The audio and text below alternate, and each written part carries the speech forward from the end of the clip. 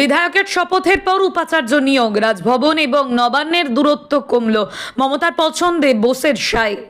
পরবর্তী মুখ্যমন্ত্রীকে উত্তরসূরি ঠিক করবে দল, সাক্ষাৎকারে বললেন মমতা।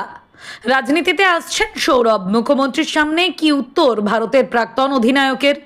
অস্থিরতা কমেছে সোনার দামে, গয়না কেনার সেরা সময় এটাই? এতক্ষণ শুনছিলেন সংবাদ শিরোনাম, এবার আসছি বিস্তারিত খবরে। রাজ্যে বিশ্ববিদ্যালয়গুলিতে স্থায়ী উপাচার্য নিয়োগের জট কাটল। অবশেষে মুখ্যমন্ত্রী মমতা বন্দ্যোপাধ্যায়ের প্রস্তাবিত নামেই সায় দিলেন রাজ্যপাল সিভি আনন্দ বোস। প্রথম পর্যায়ে রাজ্যের 6 বিশ্ববিদ্যালয়ের স্থায়ী উপাচার্যের নামের তালিকা প্রকাশ্যে এসেছে। রাজভবন সূত্রে খবর, 36টি বিশ্ববিদ্যালয়ের মধ্যে রাজ্যপাল 34টি বিশ্ববিদ্যালয়ের জন্য স্থায়ী উপাচার্যের নিয়োগপত্র স্বাক্ষর করেছেন। তবে তার মধ্যে 6 জনের নাম জানা গিয়েছে। ধাপে ধাপে বাকি বিশ্ববিদ্যালয়গুলির উপাচার্যের নাম জানা যাবে।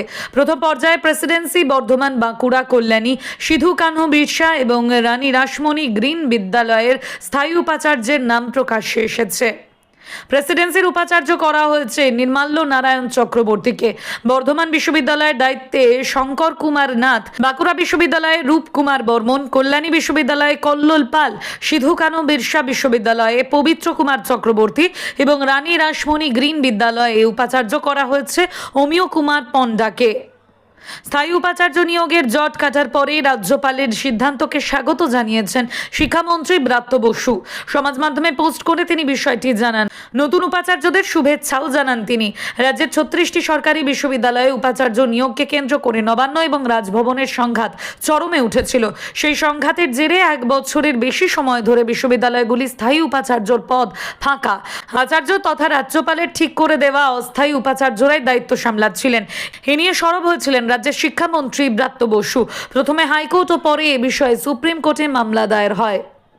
উপাচার্য নিয়োগ নিয়ে নবান্ন বনাম রাজ্যপালের বিবাদের নিষ্পত্তি করতে গত 8ই জুলাই সুপ্রিম কোর্টের প্রাক্তন প্রধান বিচারপতি উদয় উমেশ ললিতের নেতৃত্বে উপাচার্য নিয়োগ নিয়ে নবান্ন বনাম রাজ্যপালের বিবাদের নিষ্পত্তি করতে গত 8ই জুলাই সুপ্রিম কোর্ট প্রাক্তন প্রধান বিচারপতি উদয় উমেশ ললিতের নেতৃত্বে সার্চ কাম সিলেকশন কমিটি তৈরি করে দিয়েছিল। শীর্ষ আদালত বলেছিল, এই কমিটি প্রতিটি বিশ্ববিদ্যালয়ের উপাচার্য নিয়োগের জন্য 3টি নাম বাছাই করে মুখ্যমন্ত্রীর কাছে পাঠাবে। নামের আদ্যক্ষরের ভিত্তিতে তালিকায় 3টি নাম থাকবে। মুখ্যমন্ত্রী 3 জনের মধ্যে পছন্দের ভিত্তিতে একটি তালিকা তৈরি করবেন। সেই নামের তালিকা থেকে একজনকে বেছে নেবেন রাজ্যপাল। তবে তা নিয়ে শীর্ষ আদালতে আপত্তি তোলেন বোস। সুপ্রিম কোর্ট এই ব্যাপারে জানায়, রাজ্যপালের আর্জি খারিজ করা হচ্ছে না, পরে প্রয়োজন মতো তা শোনা হবে। আপাতত আগের নির্দেশ মেনেই নিয়োগ। সুপ্রিম কোর্টের নির্দেশের পরে নিয়োগ প্রক্রিয়া শুরু করে রাজ্য সরকার। বিভিন্ন বিশ্ববিদ্যালয়ের উপাচার্যের জন্য বিজ্ঞপ্তি জারি করা হয়। চলতি বছরের 26শে জুলাই থেকে 23শে আগস্ট পর্যন্ত আবেদন গ্রহণ করেছে উচ্চ শিক্ষা দপ্তর।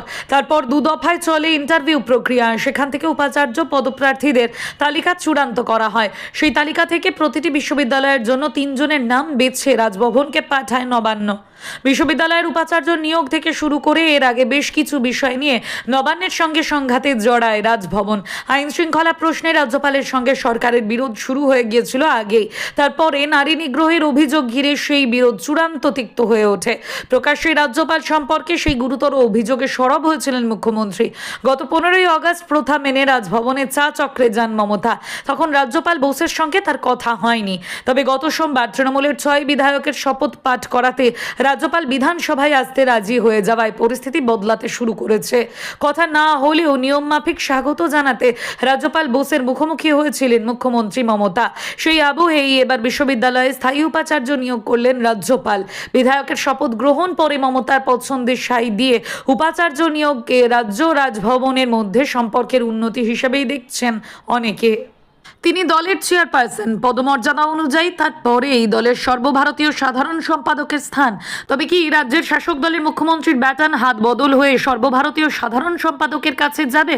শুক্রবার নিউজ 18 বাংলার সম্পাদক বিশ্ব মজুমদারের সাক্ষাৎকারে এই প্রশ্নের জবাব দিতে গিয়ে কোনো জল্পনা নয়, সোজা দলের কাঁধে পরবর্তী মুখ্যমন্ত্রী বাছাইয়ের ভার তুলে দিলেন দলনেত্রী মমতা বন্দ্যোপাধ্যায়।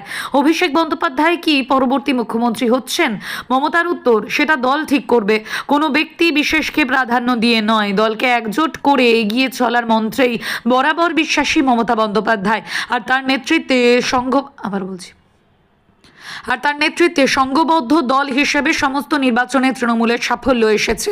দিন কয়েক আগেও দলের জাতীয় কর্মসমিতির বৈঠক ডেকে তিনি জোটবদ্ধ থাকার বার্তা দিয়েছেন যে এলাকায় যখনই দলের মধ্যে অন্তর্দ্বন্দ্বের খবর কানে এসেছে মমতা একটাই যে এলাকায় যখনই দলের মধ্যে অন্তর্দ্বন্দ্বের খবর কানে এসেছে মমতার একটাই দাওয়াই নিজেদের মধ্যে ঝগড়া নয়, ঐক্যবদ্ধ হয়ে শুধু দলের কাজ করতে হবে। এখানে কোনো ব্যক্তির ভূমিকা ছোট বা বড় নয়, সকলকে সমানভাবে দায়িত্ব দিয়ে দলের কাজ করতে হবে। বিশেষ করে 2026-এর বিধানসভা নির্বাচনের আগে ঐক্যই একমাত্র শক্তি শাসক দলের, তা মনে করিয়ে দিয়েছেন। ফলে দলে তার উত্তরসূরি কে হবেন তার নির্বাচনের দায়িত্ব দলের হাতেই তুলে দিলেন মমতা বন্দ্যোপাধ্যায়। বিশেষ কাউকে তৈরি করা কিংবা ভেবে রাখা নয়, দলের সকলকে মিলে বিশেষ কাউকে তৈরি করা কিংবা ভেবে রাখা নয়, দলের সকলকে মিলে বিশেষ কাউকে তৈরি করা কিংবা ভেবে রাখা নয়, দলের সকলে মিলে যাকে মুখ্যমন্ত্রীর চেয়ারে বসার যোগ্য বলে মনে করবেন তাকেই পদে বসানো হবে। সেক্ষেত্রে অভিষেকের নাম এলে তিনি হতেও পারেন, তবে তা মমতা বন্দ্যোপাধ্যায়ের একক সিদ্ধান্ত হবে না। শুক্রবার নিউজ 18 বাংলার সাক্ষাৎকার দিতে বসে এমনই জানিয়ে দিলেন আজকের মুখ্যমন্ত্রী। তার কথায়, আমি একা দল চালাই না, মানুষকে সঙ্গে নিয়ে দল আর দলীয় কর্মীরা গুরুত্বপূর্ণ। এটা যৌথ পরিবারের মতো, আমিত্বে বিশ্বাস করি না, সকলকে নিয়ে চলতে হবে। তাই দলের সবাই মিলে এটা ঠিক করবে। যদি বলি আমি একাই সিদ্ধান্ত নেব তা তো ঔদ্ধত্যের কথা হবে।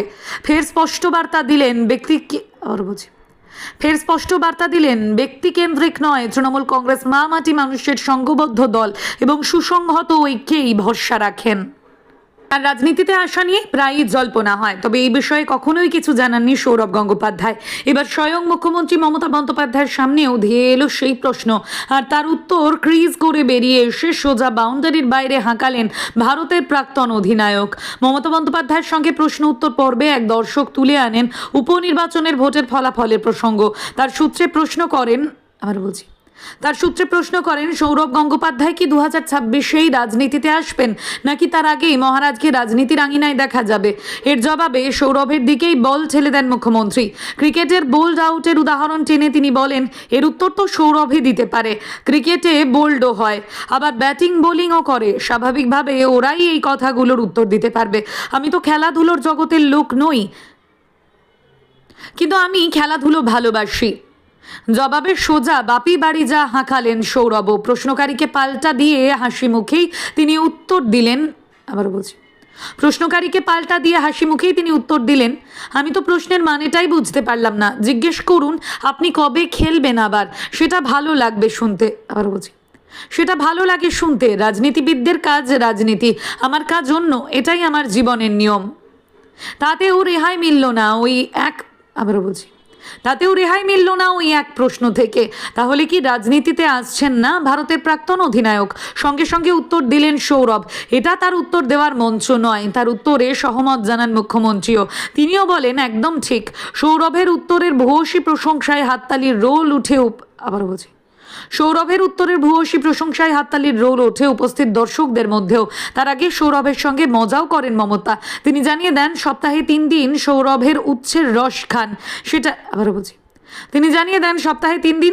উচ্ছের রস খান, সেটাই সৌরভের ফিট থাকার সিক্রেট। ডিসেম্বরের শুরু থেকেই সোনার দামে স্থিরতা এসেছে। এ সপ্তাহে সোনার দামে বড় অঙ্কের ওঠানামা হয়নি। হলমার্কযুক্ত গয়না সোনার প্রতি 10 গ্রামের দাম 73,000-এর আশেপাশে ঘোরাফেরা করছে। 24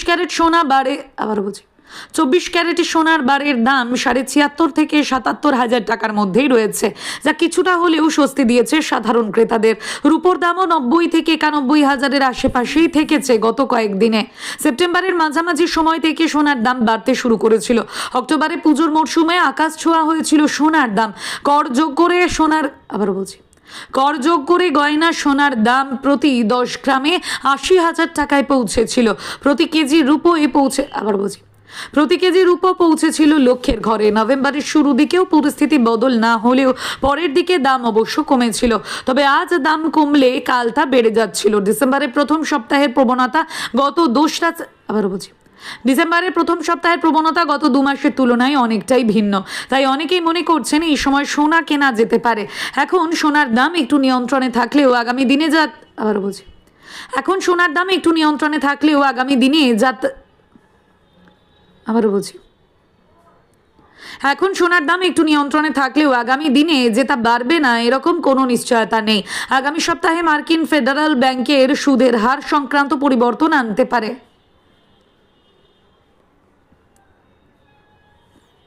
বিশ্বের কোনো প্রান্তে ভূ রাজনৈতিক পরিস্থিতির অবনতিও সোনার দামে প্রভাব ফেলতে পারে।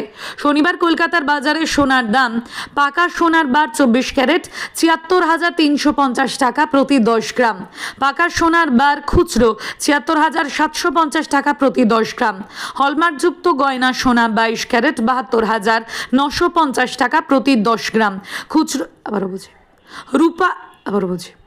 রূপো খুচরো ৯১,৩৫০ টাকা প্রতি কেজি।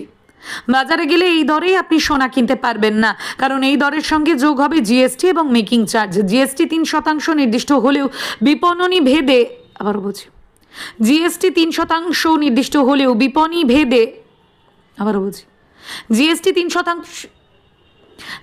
3% নির্দিষ্ট হলেও বিপণী ভেদে মেকিং চার্জ আলাদা হতে পারে। তা যোগ করে যে দাম হবে তা মিটিয়ে গয়না কিনবেন আপনি। যদিও এই দর দেখে সোনার দামের বৃদ্ধি বা হ্রাসের প্রবণতা বুঝতে পারবেন, সেই অনুযায়ী কেনাকাটার বিষয়ে সিদ্ধান্ত নেওয়া সহজ হবে।